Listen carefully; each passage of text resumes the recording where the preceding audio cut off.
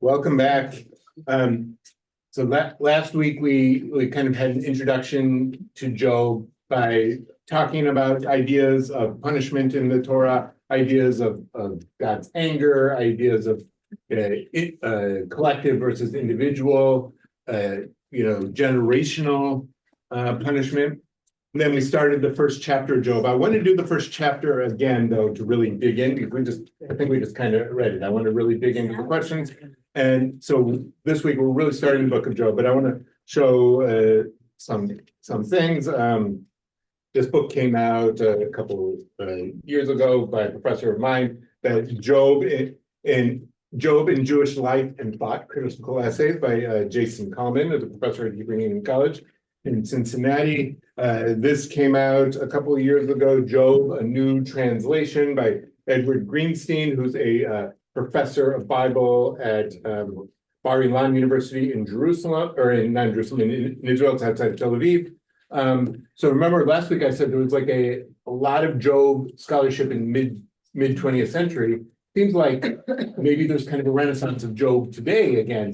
I noticed the other day, and I listened to the first lecture, the Tikva Foundation, which is kind of this right-wing Jewish organization, but they put on good adult ed and have good essays and things like that. They have a short lecture series by Micha, what's his last name? I'm forgetting an effort. I apologize to him. He's like a public intellectual in Israel. He's doing in English a lecture series on Job, which you can find, and it's free. Go to the Tikva website, and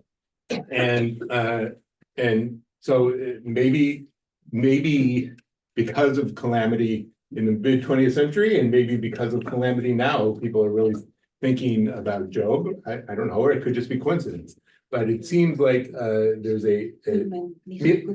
Thank you, Micha Goodman, who's an Israeli thinker. The series is in English, so you can listen to him and compare him to me if you want. Rabbi, my wife wants you to stop recommending books. I'm not recommending. I'm using as an example of how there seemed to be a lot of stuff about Job lately.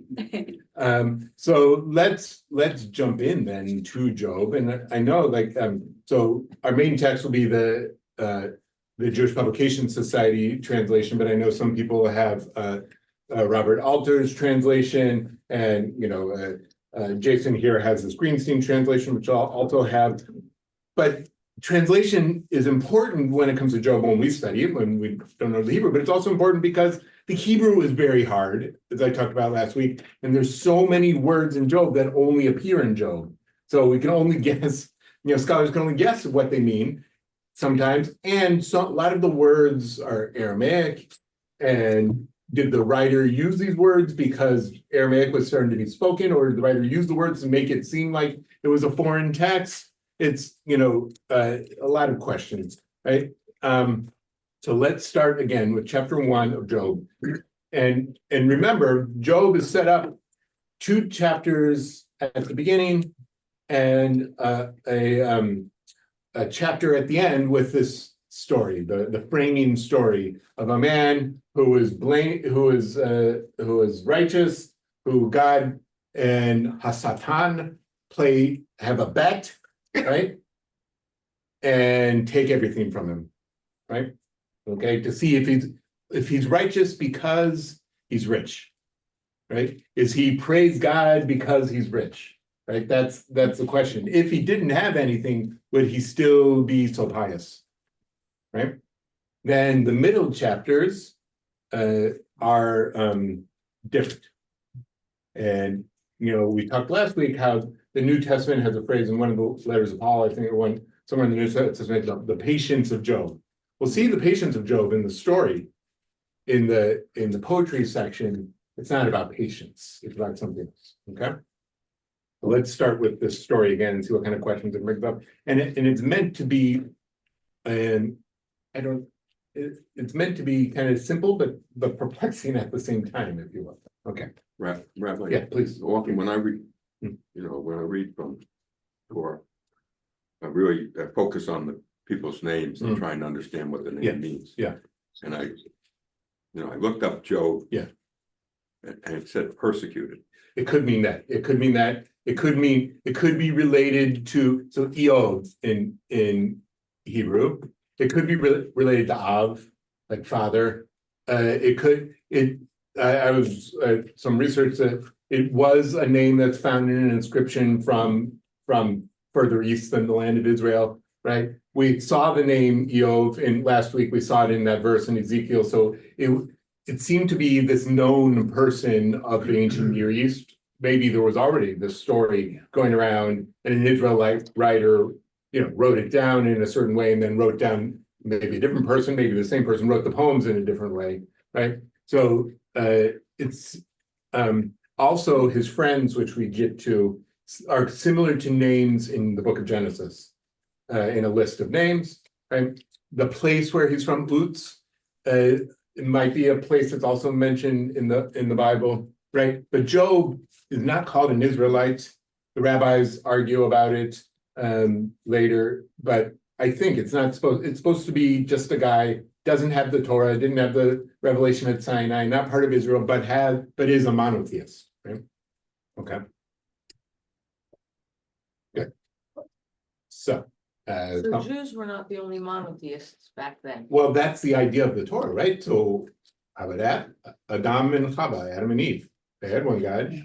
Noah had one God, right? And then even people in Abraham's time talks about a guy named Melchizedek, who was a priest to God, and others, right? So it seems like the Torah kind of sets up that like one God was the ideal that people fell away from, right? And then that's very much the idea, like what the Quran is about too. Yeah. That Islam, Abraham was a Muslim. Islam was the idea that the Torah kind of corrupted, the New Testament kind of corrupted, right? So if there were others who believed in one God, was it all the same God? I mean, was that one God the same? I mean, historians, well, I mean, I think that's how the Bible sets it up, yeah. The God of creation, right? The God of Adam and Eve, yeah. Right, it's not the sun disk God that was the one pharaoh who tried to get rid of all the other gods and just have one God. That's not the same thing, right? Right, okay. Although there's stories I feel in the Bible where Right. might get rid of all the other gods. For sure, Yeah. for sure. There are strands in the Bible that were collected when at a time when they did not believe in one God, right? Yeah, okay. So now let's go. Chapter 1, who would like to read? I'll start. I could pronounce his name, so. Right. It's EO, but it's not job, right? If you ever watched Arrested Development, one of the greatest TV shows of all time, it's an acquired taste. There was a character named Job in it, but he spelled it with a G. It's a long story. Okay. All right, there was a man and land of Utz named Job. The man was blameless and upright. He feared God and shunned evil. So Tam V'Yashar, which is like language that is used by Noah, too, right? Tam V'Yashar. 7 sons and 3 daughters were born to him. His possessions were 7,000 sheep, 3,000 camels, 5,000 yoke of oxen, and 500 yoke of oxen, and 500 she-asses, and a very large household. That man was wealthier than anyone in the East. It was the custom of his sons to hold feasts, each on his set day in his own home. They would invite their 3 sisters to eat and drink with them. Okay, I'll point out some translations, and it probably means this. His own day probably meant his birthday. The only other person in the Bible who has a birthday party, anybody know?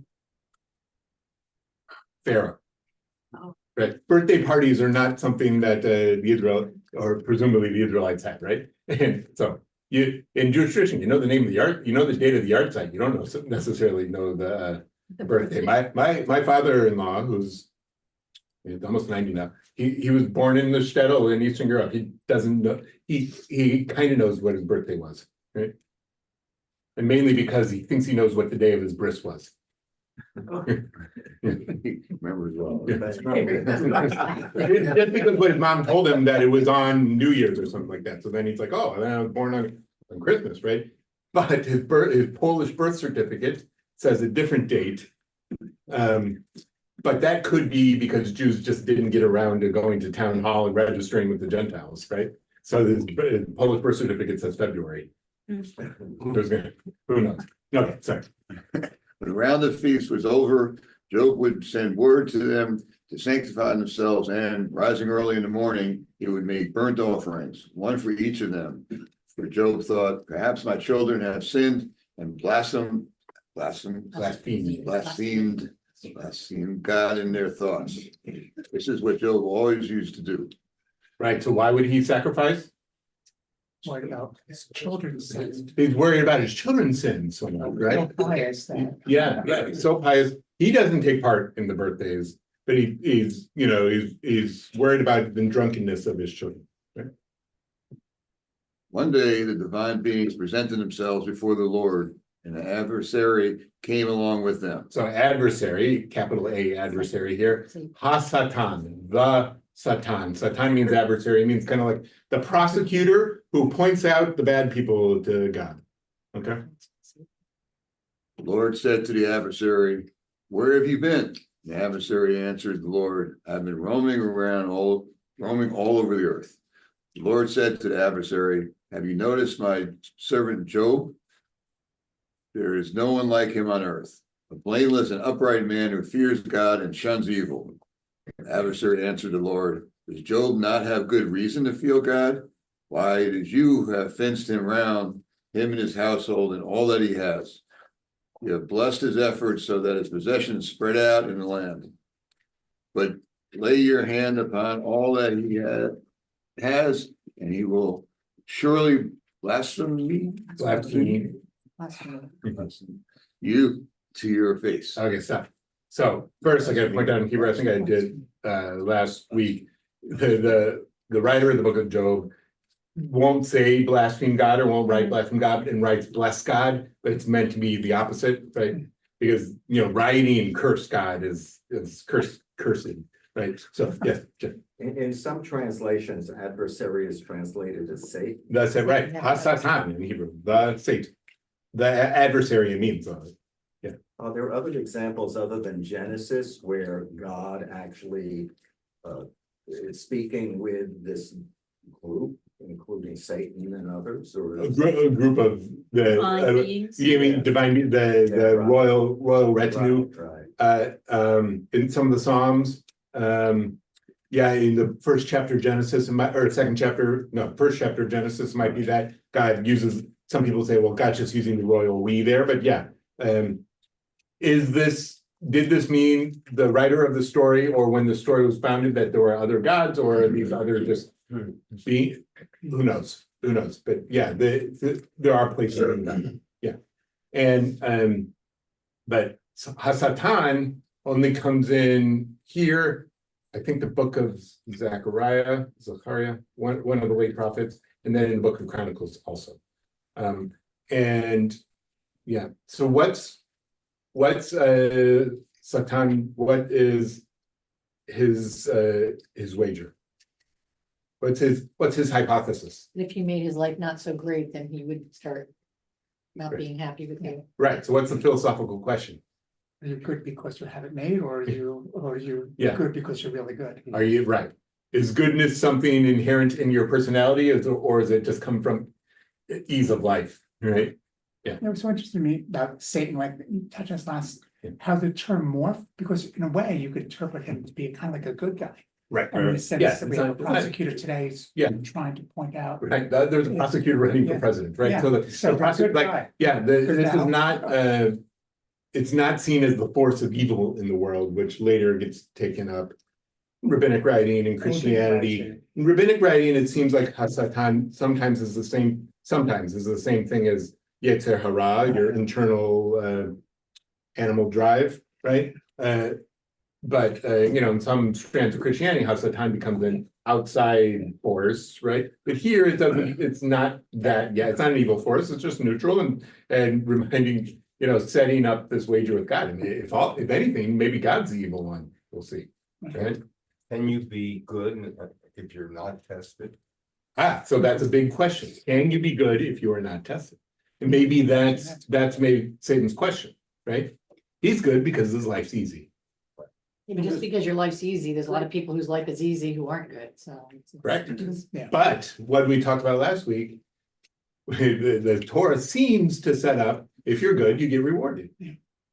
Right? So are we, I just want to press when you said, whose life is easy? yeah, And it's very, I mean, I think most people's lives are not easy. right. Very. So just having money and everything else though doesn't. Money isn't Right, necessary. but what are we saying, what's easy, right? So What's like, easy. Right. To what? yeah, what is easy, what's an easy life? It seems like Job has an easy life, he's rich, got a lot of kids, but he's also good in that he's pious, he's thinking about his kids' sins, he's wanting them to do right, right? Okay, so it seems like easy life and good life, or goodness. Good in the eyes of God or in yourself or in everyone. I mean, that's. Yes, it's all of the above. Oh. The description it gives of Job is that he is Tam v'Yashar. He is a blameless and upright citizen. Kind of the quintessential mensch. He's a mensch. Yeah, he's a mensch. He's upright, right? So if it's a question of when you have this kind of wealth and that it makes it easier to be good, do we wonder how that person acquired the wealth? Does it make Yeah, any that's difference? Right, so we don't know that. Did he inherit it from his dad? I don't know, but like, it doesn't say, but I think what we're supposed to presume is because he's good, he has wealth. Or just God gave it That's to the him. simple presumption of the story. God gave it to him God because gave it he's to good. him. That's Because- how we yeah. acquired it. Right, And how you right, acquire anything. Yeah, I think, right, to a certain right. extent. But Right. So then does one assume that if you don't have wealth, you're perceived as being bad? that- right, well, but that's the whole- that's the whole the spin problem Christian, yeah. of reading Deuteronomy like we did last week in a certain way. Right? If you were living through a drought, the people, does that mean you're bad? Or we complicated it, that the previous generations were bad and you're okay, but you're getting punished for them. Or is it individual or collective? Is it right? So these are all the questions. Why does Job have wealth? Because it's a chicken and egg argument, because he's good. Or is he good because he has wealth? Or did he just inherit it? Right? Calvinist thoughts like God blessed you, you're good. And that's Yeah. what the story is. Right. Yeah. Are there examples of the converse where you have someone who has achieved wealth and takes it from there to rather than being content with it, presses forward to attain more wealth, which King Solomon. Kings, the kings. The kings, right? Yeah. Remember, and back in Deuteronomy, gives the laws of the king. They're gonna want to take your wealth for themselves. so there is. They do, yeah. That's. But especially King Ahab, remember? Oh, that's a nice vineyard you got there. He tried to buy it. The guy didn't want to sell, so what did he do? He just took it. He took it. So that's. And that was his downfall. That's a real human nature feature that is not really, it doesn't flip into this. It doesn't seem like, it seems like he's got his wealth, fairly, he actually is a good person, right? But then the question of Hasatan is, well, okay, so let's see if he doesn't have any of this stuff, would he still be a good person? And by good person, he's gonna say cursing God, right? Not offering all these sacrifices all the time, right? But I get to meet to Carol's point, I think a key element of this is that he did nothing to earn it. We don't know. We don't know, but I think the story is God gave it to him. Gotcha, right, but you earn it from God by being a good person. That's the chicken and egg argument. We don't know the backstory of Yeah, Job. fair enough. We just know once upon a time there was a guy named Job. Ultimately, everything that we have supposedly God gave to us, right? 100%. Also, it says in Deuteronomy, you're gonna get into the land, things are gonna be good, you're gonna think that you did this yourself, right? No, it's God who gives it, Yeah. You didn't build this. you didn't build it, exactly. Oh, Yeah, exactly. That is the biblical view.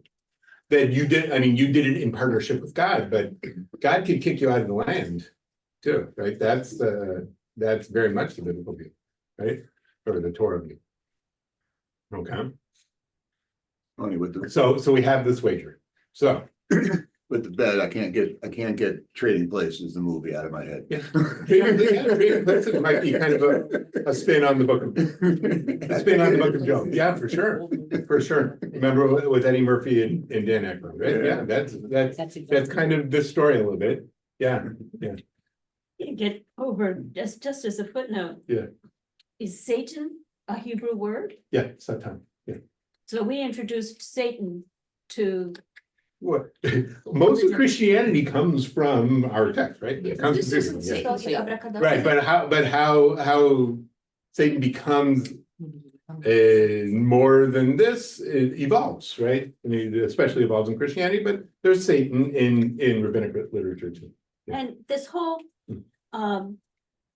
divine beings. Yeah.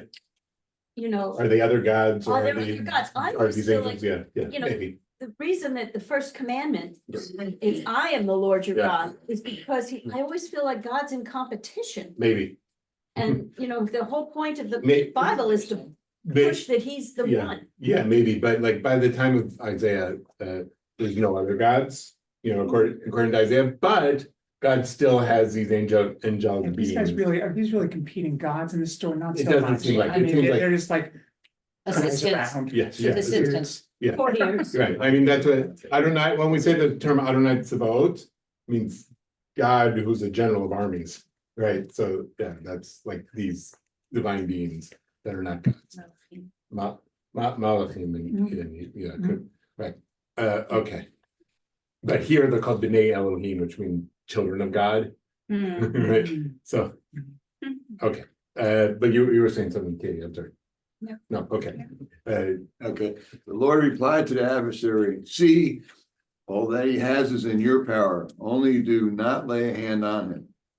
The adversary departed from the presence of the Lord. right, and I want to point out, sorry, that, you know, here God is called Yud He Vav He, God's proper name that only the Israelites know, right? Other places in the poems, that's not the case, but, right, even though Job's not an Israelite, this is our God, right, that's speaking, right? I'm sorry, what was the name? Yod He Vav He, right, you know, we Oh. say Adonai, right? But- One day, as his sons and daughters were eating and drinking wine in the house of their eldest brother, a messenger came to Job and said, the oxen were plowing and the she-asses were grazing alongside them when Sabaeans attacked them and carried them off and put the boys to the sword. I alone have escaped to tell you. Right, so the Sabaeans are the people from Shiva are like the Queen of Sheba, like her people, right? Which is probably like in where Yemen is today. The interesting, there's a note here that says the term messenger could mean an angel, not necessarily Yeah. a human messenger. Sure, yeah. Oh, right, so it could, is it a malach who comes in verse 14, a malach is a messenger who comes to Job. It's hard to tell, is this God sending a messenger to tell Job, or is it just someone who ran away from the, But with I have a From little the raid. escape, that doesn't sound like. yeah, it sounds like, it's this, but it's the same word. That's the same word, yeah. This one was still speaking when another came and said, God's fire fell from heaven and took hold of the sheep and the boys and burned them up. I alone have escaped to tell you. This one was still speaking when another came and said, a Chaldean formation of 3 columns made a raid on the camels and carried them off and put the boys to the sword. I alone have escaped to tell you. So people have attacked from the south, people have attacked from the east, the Chaldeans are from like Mesopotamia, and from the sky, right? Lightning has come and destroyed everything, right? This one was still speaking when another came and said, your sons and daughters were eating and drinking wine in the house of their eldest brother when suddenly a mighty wind came from the wilderness. It struck the 4 corners of the house, so it collapsed upon the young people and they died. I alone have escaped to tell you. So you have like 4 different versions of what happened, because if I alone have escaped to tell you. Right, so- there's only one occurrence really, but which one is it? No, it's a different person. keeps Four coming. turns. It's different. Came. Well, but the son, it says that. It's not the son, it's one of like their servants or whatever who came and escaped. And put the boys to the sword, but that's Yeah. said in each paragraph. Yeah, the boys were around there, not all the kids were in one place. Lads I think. or Yeah. servants is a better. Yeah, but like all the people were spread around in 4 different places, it seems like. And who is orchestrating all these attacks? Is it God. He's- So God's taking the bait. the adversary is not in this. No, the adversary's job is just to roam around the world watching people. So he sort of is, He instigated. He's instigated. Well, yeah. Well- then what does it say, says, they are in your hands? I think it means, let's try. I mean, okay, maybe Oh, I see what Hasatan you're is doing it, but it's God's. You assent. you don't think God delegated? Maybe, that could be, you're right, that's So that's it's a in close there. reading, but either way, it's God saying, go ahead. Those hands were clean, so Yeah. the other guy did it. But it said up above in verse 12 that the Lord replied to the adversary, see, all that he has is in your power. Suggesting to me that the adversary is sort of Doing pulling the it. strings, you know, it's. Yeah, just do not touch it, do not lay a Yeah. hand. Yeah, on him. yeah, okay, you're right, that is, you're right, that is a Well, close you- reading, but it's God allowing it to happen, right? You say nothing, no, Complex. no bird flies, no stone drops without God, so. Right, if you hire a hitman, you still get charged for murder. Sure. Yeah, okay. but so it seems to me that, as I think we've sort of touched on, the adversary is playing an important role Mhm. by virtue of you really can't define goodness without having badness or evil. Yeah, maybe, I mean, that's his bet. So the adversary is asking. Is goodness intrinsic in a person or is goodness situational? Versus badness. Like that, versus, Versus. and we'll know, yeah, and we'll know if Job curses God. Because That's if everything was good. You know, it's just how it is, it's not really good, it's just. it's, yeah, So if you knew good versus Yeah. bad, then you know, well, it really is good. yeah, exactly. So if God allows for this, then is God not as sure of the goodness Uh-huh, as he's saying? Because otherwise he'd be like, yeah, "Forget you." right. Right, so it's his own. not- In this story here, it might be different when we get to the poems, but in the story here, God is like, oh, God is questioning God's opinion, right? Because remember, God said, look at Job, look how great he is. Or is God looking to show up? Oh, right. at time? Right, so maybe God knows and then says, oh, we can prove Satan wrong. Yeah, we don't know. But as Carol said, that, I mean, 12, You- he's giving the power over. Right. Either way, whether God doesn't know if Job is actually good, or God does know that Job is good and wants to show to Satan, either way, God is letting real harm happen to a person. Yeah. Well, Right? and to me, even if, like, You know, his whole your sons family. and daughters, it's one thing, I was good or whatever and how I got there, Yeah. but once you start taking away, in my opinion, once you start taking away my health and all that. Oh, it's not health yet. Sorry. Well, no, Next but my chapter. health or my kids, my whatever, But he said not health yet. No, it's important. I'm my saying kids. first chapter, they did not take away Job's health. you took away his kids, so even his kids, to me, Worse. it's different if you took away the money, the this and that, but when you actually hurt, So, yes, but maybe kids were seen as kind of possession. Sessions, yeah. well, yeah, but that's, I Don't mean, to me, mention that. I mean, crosses this the book, I mean, I line. think this book definitely sees kids as possessions, because at the end of the book, he gets 7 more kids again, or 10 more kids But it's again. just, but it's, well, but it crosses kind of a line. and all. Yeah, for sure. No But isn't mention of wealth the life. possessions, not necessarily money? Right, there's no, I mean, there was some currency, but Flocks is- wealth was not currency at the end of the day, yeah. Yeah, the flocks and the houses and the fields and the things like that, yes. If God is sure that he's good, that Job is good, and he just wants to prove it to Hasatan. Yeah. Why does he need to prove it to like? Yeah, Because- that's the thing. It wouldn't be a folktale, right? Would be This is set up as a folktale. This is illustrated not set up province. as a philosophical dialogue, which we'll get next, right? Or Right, he like, died- like the dialogues of Plato, right? Set up. Right, this is the framing story that we're gonna then look back at while we're reading the other stuff and say, well, what do these even belong together, right? I don't Or But- is God just insecure? know. Either way, like, who's the good He's guy better here? than- Only Job right now. He needs therapy. Yeah, right, only Job. He's And, not- he's not I mean, confident in a himself. question we might ask is good and evil, even a question for God? That's it. I Right. think, yeah, That, I mean. we'll see. look, Okay, Just for whatever reasons came to mind, Jonathan Edwards, the spider dangling over the candle, the, that sinner's in the hands of the angry God. yeah. I read that in high school, but I don't remember, yeah. I read, yeah, I read it. Right. If you grew up in the Midwest or the South, Well, you read that in high school, yeah. Even in the East, we read. Yeah. Yeah, because he was a Puritan, right? He was Right. in the East, yeah. Or a Calvinist. Yeah, but in New England, Yeah. yeah. But it's just this God is playing with you. Uh-huh, yeah. Yeah, I mean, because they read the book of Job. Yeah. And so, yeah. I mean, you could say, was God just playing with Pharaoh in the, Well, yeah, to make a point to the rest of the world. You yeah. could make a point to the rest of the world. He's playing with Job to make a point to Hasatan. You can argue that the entire world is just play. Maybe. Because, I mean, there are that's people where in Silicon Valley today who are saying we're just part of some alien species video game right now, and, you know. It's the same kind of thing. Yeah. I mean, And that's why they're in Silicon Valley. Yeah. Hey, you can't prove that we're not.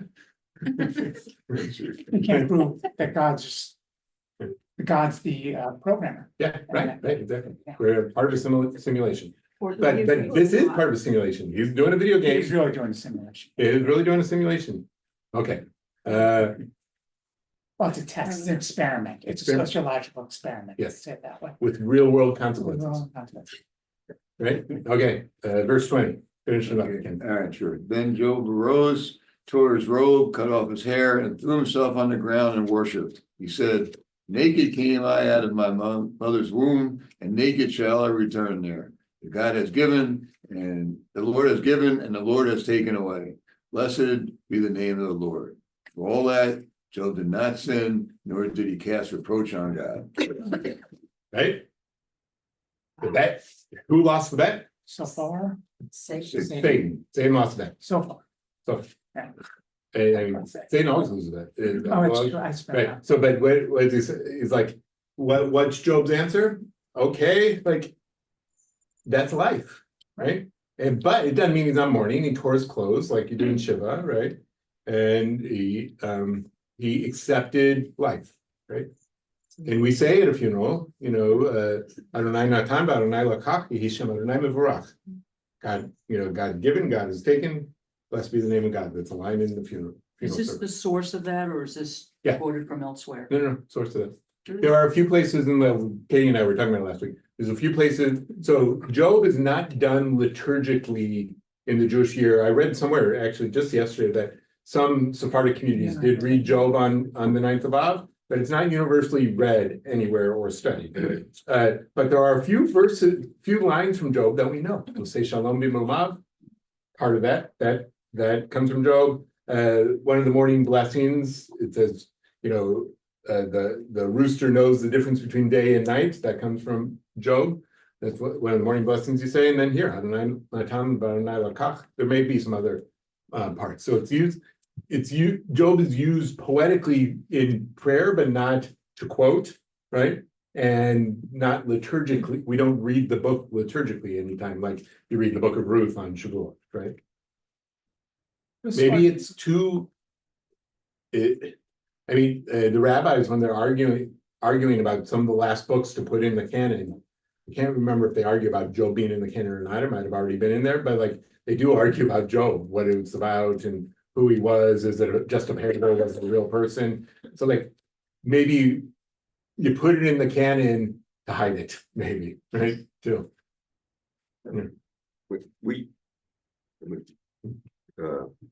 Job's, the quote of Job.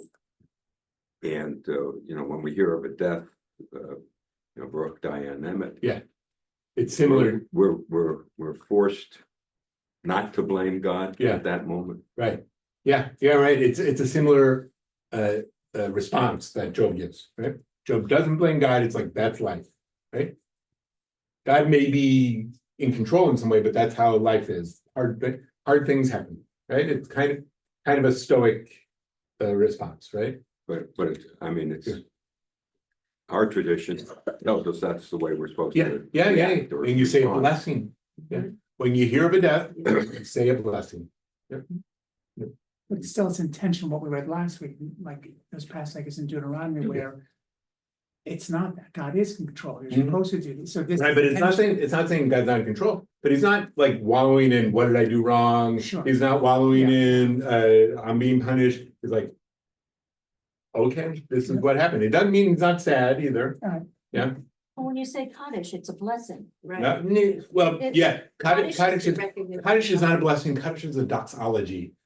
A praising, it's a little bit different, no, but Kaddish is not about death at all, and it didn't originally come to be the Kaddish, and there's different versions of Kaddish in the service, and they're used as punctuation marks in the service to mark off that we are entering a different part of prayer right now. And then the last one became one that the mourners, it's really called the Orphans Kaddish, lead for the congregation. And it's not about their loved one, but it is about praising God because you want to, so then the folk idea is you want to elevate your loved one's soul. And that's why when your parents die, you say Kaddish for how many months? 11. 11. You say it for 11 months because God forbid your parent needs the full 12 to leave purgatory. Oh, wow. Yeah. Yeah. Because, the classical idea is that after you die, you're in what's called Gehenna, which is like this like what Catholics call purgatory for up to a year. Right? But, your loved one doesn't need the year, they only need 11 months. So that's why you say Kaddish for 11 months. And then on their anniversary night. But this is a little different than Abraham and Isaac, Abraham and Isaac, sorry. Abraham and Isaac, or the Exodus from Egypt, because with the introduction of the adversary. Yeah. It really changes the nature of it. For sure, and it personalizes it, right? When we were reading Deuteronomy last week, and we read a little bit of Exodus, it was about collective punishment. Right. It was not about individual punishment. It doesn't say that you're a righteous person, you are going to get rain and you are going, right? It was talking about the people, except a little bit in if you're an idolater, 3 generations of your family will be, right? That was a little bit, but it didn't, it's not like just this individual, right? Yeah. But I say that because if you think of the Holocaust, inevitably. Yeah. And Elie Wiesel speaks about the book of Job. Oh, yeah, he had he wrote a play, right? The trial of God, right? And so you don't blame God for the Holocaust. Right, so that's you blame evil. So that's the question we're gonna have to ask. Is evil part of God? Does God create evil? Is evil just something that's there that God tries to destroy? Right now, it doesn't seem like Hasatan is evil, which that becomes later in different religious thought. It seems like God is the one who's doing evil or allowing the evil to happen. Or, here's the question, are natural things evil? Okay, yeah. Right? Fire, you can blame, like, why are we blaming the people from Sheba and the people from the Chaldeans? Aren't they the evil ones? Why are we, but then the lightning, can you say lightning's evil? There's floods happening, a hurricane just hit Louisiana the other day. Is that evil? It's the Climate order of But- nature. but That's if not. God Order of controls nature, but God everything. controls. If God allows it to happen, isn't that evil, right? These are the questions this book deals with. Or is it a matter of perspective, even here, right? The adversary is just, they're not necessarily evil, but testing things out, but. Maybe not Job, because who he is, but the human perspective might feel like that's evil. Yeah. Like, Yeah. as opposed to just, that's the way. Right. And different Right. people feel But right now, things are evil. I But- think that's a key thing too. Yeah, sure. I mean, Sure. Why do people follow evil? Right, well, I don't have an answer, let's keep studying and we'll think about it, okay? Okay, but right now. It's God doing what we would experience, we'll say this, what we would experience as bad at least, God's the one doing it through Hasatan, right? Okay, chapter 2, so remember, God said, take his stuff, including his kids, but don't hurt him. We're up in the wager. Okay, next, someone else read. Physically. I'll go. One day, No, please, Yeah, please, go ahead. please. one day the divine beings presented themselves before the Lord. The adversary came along with them to present himself before the Lord. The Lord said to the adversary, "Where have you been?" The adversary answered the Lord, "I have been roaming all over the earth." The Lord said to the adversary, "Have you noticed my servant Job? There is no one like him on earth, a blameless and upright man who fears God and shuns evil. He still keeps his integrity. So you have incited me against him to destroy him for no good reason." So what's God saying? I won the bet. Right? And yet, right,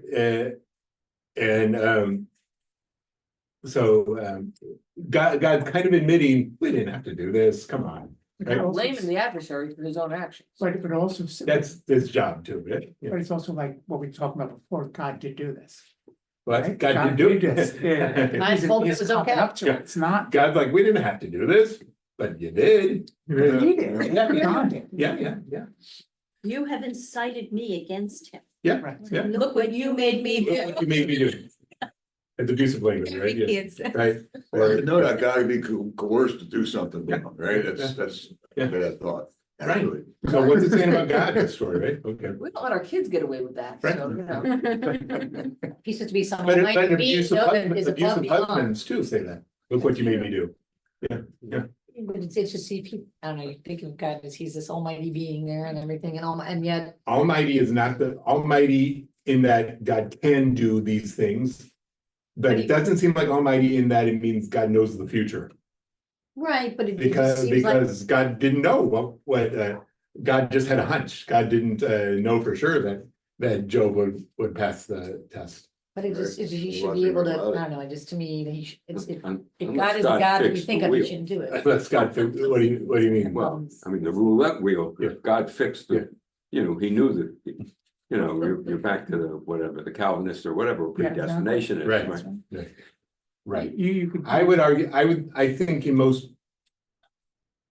I think, I mean, it might not have been a question for the biblical writers of God knowing the future and therefore we have no free will.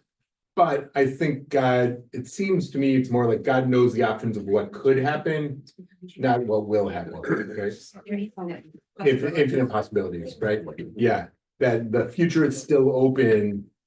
That God knows all the possibilities of the future. You know, And one of the possibilities was that Job could have cursed God, but didn't. I mean, you also get a sense of a God that's rooting for Job. Yeah. God is rooting for Job, Yeah.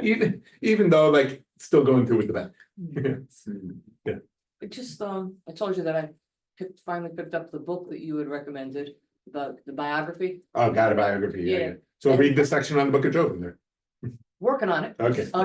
But also just the basic premise that he starts with the separation of the Lord God and God. Yeah. And this is the Lord God, El- which is more struggling. Elohim versus Yud Hey Vav Hey, yeah. Yeah, this feels like that interpersonal Yeah, Lord God versus Right. God Yeah. who created the whole world. yes. I mean, in the first chapters of Genesis, Elohim, the first is more transcendent and Yud Hey Vav Hey is more relational. Right. Is this kind of Maimonides? We need this story because we're at this level. Right, so Maimonides does write a lot about Job in the Guide for the Plagues. I can't remember exactly. I mean, I think Maimonides sees the book of Job as But outward. overall, Maimonides says, you know, we have these kind of stories.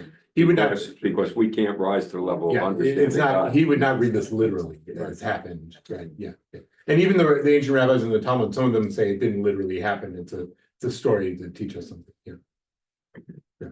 But, you know, whether Christians read it as literally happening or not, they read Job as a prefiguration, that's the right word, prefiguration, of Jesus, like, Yeah. Yeah. so- even though it's very different, like they're misreading, I think, but yeah. The suffering servant in the van. The suffering servant Yeah. of chapter 53 of Isaiah too, yeah. Okay. All right, Keep keep reading. going. The adversary answered the Lord, skin for skin, all that a man has, he will give up for his life. Right, so commentators don't know what this this euphemism or this phrase, skin for skin, might mean, like Jewish commentators of trying to figure it out, but like in a second, we're gonna learn about skin. But lay a hand on his bones and his flesh, and he will surely blaspheme you to your face. So the Lord said to the adversary, see, he is your power, only spare his life. No. The adversary departed from the presence of the Lord and inflicted a severe inflammation on Job from the sole of his foot to the crown of his head. He took. So you get some kind of skin disease, so different kinds of boils, or what's it called, elephantitis, where you Yeah. swell up, or you know, just scabies, whatever, he's got some kind of inflammation. But what does Job do? He is Job. He took A potsherd? yeah, Potsherd, a piece of broken a pottery. piece of broken. That's what I glue together. Yeah. To scratch himself as he sat in ashes. His wife said to him, you still keep your integrity, blaspheme God and die. Right, so his wife is saying like, you're in so much pain. So what's his wife? Let's talk about his wife, because This is the first mention of his. this is the wife. first mention of his wife. I mean, obviously he had a wife because he had all these kids. You know, actually Jewish tradition, in the Talmud, it says his wife might be Dinah, Jacob's daughter who was raped, right, by a guy named Shem. But, you know, in the red tent, if anybody read that, like, you know, 25 years ago, 30 years ago, whatever, right? So, but here's his wife, doesn't have a name, of course, right? So what is she telling him to do? Give up and die, give Give up, up. yeah. You're in pain, just blaspheme him and then he'll just kill you, so you'll be Yeah, out of it. yeah. What do we think about her? The question is, We'll see what Job thinks about her in a second, but what do we think about her? why, you know, is she being merciful, or is she the shrew? Is she what? The shrew? Well, right, so is she being merciful because she don't want to see her husband suffer? Or does she hate God and wants him to say Oh, it? She might not be a big fan. Yeah, Yeah, her kids are- I mean, all her kids are out, we don't know, like, we don't see how she would say So, shit so, for so the the, kids. so the bet, I mean, the bet impacted her too, Yeah, and she she had And she nothing went to the do with other this. way. Yeah. which frankly, pretty darn rational. I would say Right, she's a but little she doesn't want, rationalist. she doesn't want to die though. She's not cursing God herself. The other though. way, She hasn't blessed, it Yeah. doesn't say she blasphemed. Well, 'cause but to me, she did not, she's not the second test, which was that she personally did not get affected with Right. scabies. Only the first time, Yeah, yeah. she only got the first test. Yeah. Yeah, but she So- lost 10 So children. she, Yeah, right, yeah. so she, Yeah. so she was not willing to Mhm. die because the second Yeah. first test, but perhaps if she was afflicted with the second test. Yeah. And that's what she's advising her husband to do. Yeah, yeah, But yeah, so it's a little bit ambivalent. Sometimes it's easier to go through something yourself than see a loved one go through it. Yeah, So I okay. don't know. So she's seeing a lot of loved ones go through things out right now, yeah. But anyways, let's go back to Job and see what he thinks of his wife. Can I? Yeah, sorry. There's a word here that the author uses differently. You say integrity, and author uses innocence. Right, okay, And so, I don't know whether there's that much of a difference, but I'm. right, trying to so puzzle it out. it's a, the Tamar lo ishto, odecha machazik betumatecha. So is what his wife said to him, still you hold on, you return to your tam, which was the word that was used earlier for Job, which means like innocence, your uprightness, your One of the four children. blamelessness, one of the, but it also can mean like in that's the innocence one, the simple child, but the innocent one, but it's an innocent in that you don't have sin, right? Yeah, This so this is wholesomeness. wholesomeness, yeah, okay, that could be it, so yeah, maybe integrity gives a different shade of like, I mean, maybe Integrity can integrity be is good too. blamelessness. But yeah, integrity could be too. You're holding on, but she's kind of also saying like, you're holding on to your goodness, but you're turning it into pride, kind Yeah, of, she's saying. I was gonna say, integrity kind of smacks of pride a little. Maybe she's saying Remaining that. righteous. But he is remaining righteous, right, because the way out is to curse, right? Yeah. But it is the word, they should have used the same word that they use to translate. That's a problem with the JPS translation that a lot of people say, especially Alter. They'll use the same word throughout the book. While the JPS will change the word based on context. Even though maybe the biblical writer is using the same word to point us to something, right? Yeah. Okay. My Yeah. mother used the word tom when she was mixing the stew and said it has good tom, it has.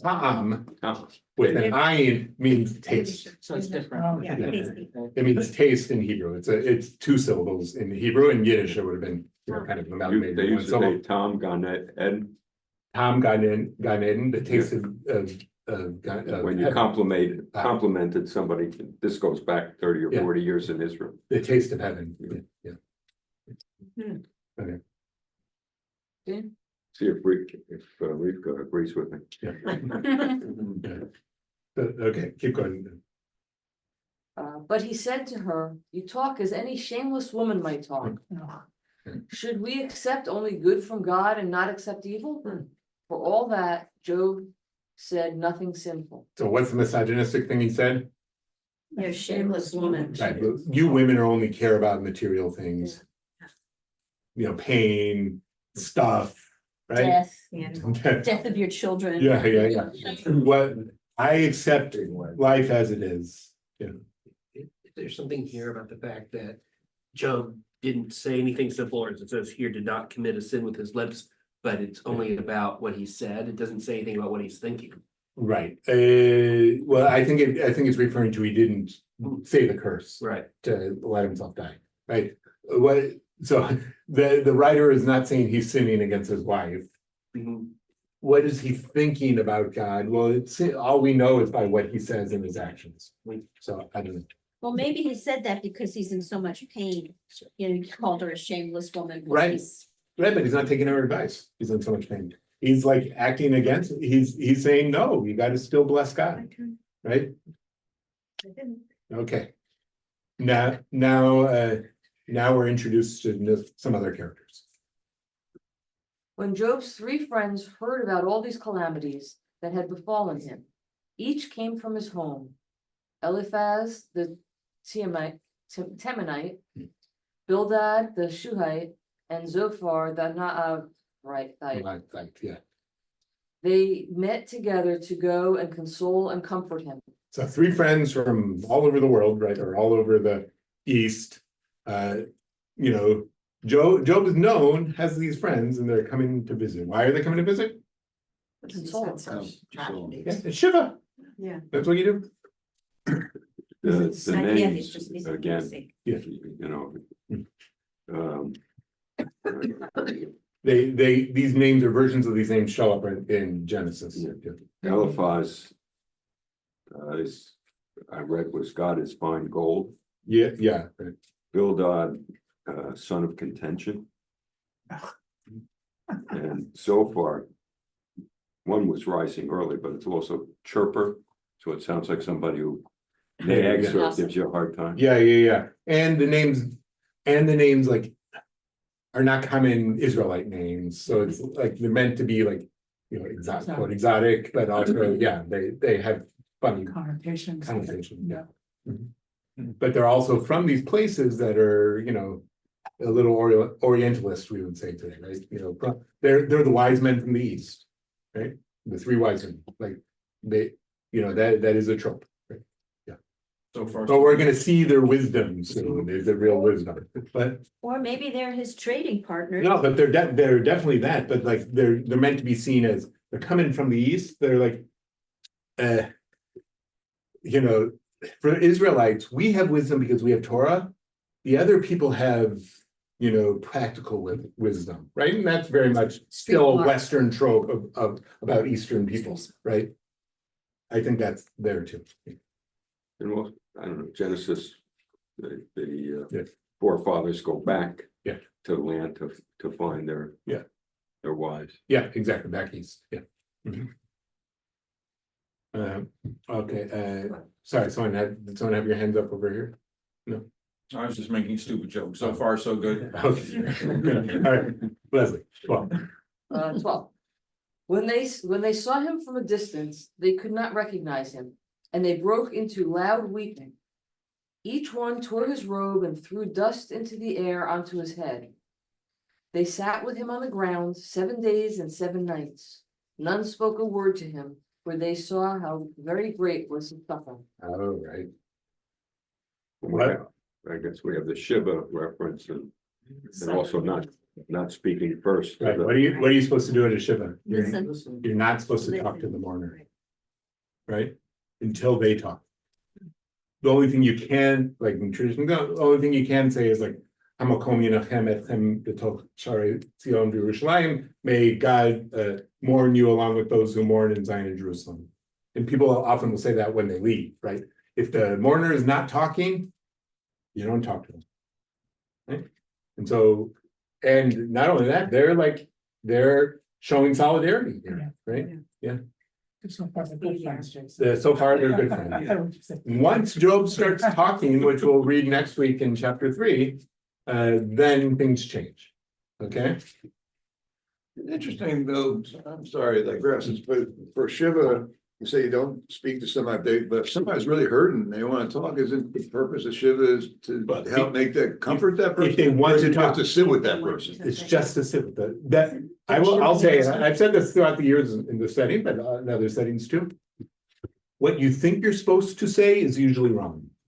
Do the next thing. Don't say the thing that, like Jordan Costanza, don't do the thing that you think you're supposed to say, right? Because like, never say, I know how you feel. Never say, It's Better for the better. it's for the better. Better off. Never say, oh, how old was he? Right? Never, was he sick? Never, so really the best thing is not to say anything and just give a hug. Hmm, Until the Just other be- person talks. Okay. If you want to say something, and if you knew the person who died, say something nice about the person who Like a died. nice story. Or your about that or experience something. about it. Yeah. Right. Yeah. But anything, do not presume you know how the person feels. Do not presume, anything. Just be present. That's how you're at a show. Again, it's interesting in this translation because it has it has a sort of hybrid word if they go to come shake their head in pity. Oh, yeah. Right, like not saying anything, there's. Yeah, they're there in solidarity. It's like, What's the significance in Shiva to throw dust into the air onto his head? Right, so like, I don't know, there's some custom they had, but they tore their clothes and dust in there, it's like you sit on the floor, the mourners sit on the floor, so it seems to be like that, they want to show that they're dirty like Job because he's been sitting on the ground, seems like. I think you're right, but what struck me is that it could be helping his sores a little bit. Maybe, that could be, yeah, Right, but it could have been, the first what's thing it called, a about- oh, that- poultice, is that what it's called? Or Well, like, like, calamine lotion. is Yeah, a very maybe big- that's it, they wanted to live like Job, maybe they wanted to, That's. the first they didn't want to embarrass Job, that Oh. they're clean, Okay, and that's he's like, more maybe that's something like that, I don't know. Meanwhile, they're the ones who traveled so far, they're probably dirty. Yeah, right, but they're still rich. They're rich. Then they should have given up their money, forget the dirt. Yeah, maybe. So. Right now, they're being good friends. So next week, we'll start our long haul through dense Hebrew poetry. And real questions. Right now, we have. So enticing. No. Yeah, we're gonna slug through it and. it's like- Yeah, I'm telling you, I told you at the beginning, it's going to take long. How many chapters we have to go now? Like 40 something? Yeah, 40 chapters or something like that. It's going, how it's set up, Job talks for a chapter, then the 3 friends will answer him. And then Job talks again, and then the 3 friends will answer him. And then Job talks again, I'm trying to count up. And eventually another guy comes in, a 4th friend. And then God comes and talks. Or then Job talks and then God comes and talks too. And then we have the story. But God doesn't come to like chapter 37, so Right, we got like where, chapter, we got- yeah. We got for 2. Let's get into the end. Let's get into Read the end. ahead. So. We'll slog through it. But it is some of the most beautiful, like people throughout time, it's some of the most beautiful poetry of world literature, right? The book of Job is still studied in literature classes and Western civ classes, things like that, right? Well, any other questions or comments? All right, so let us.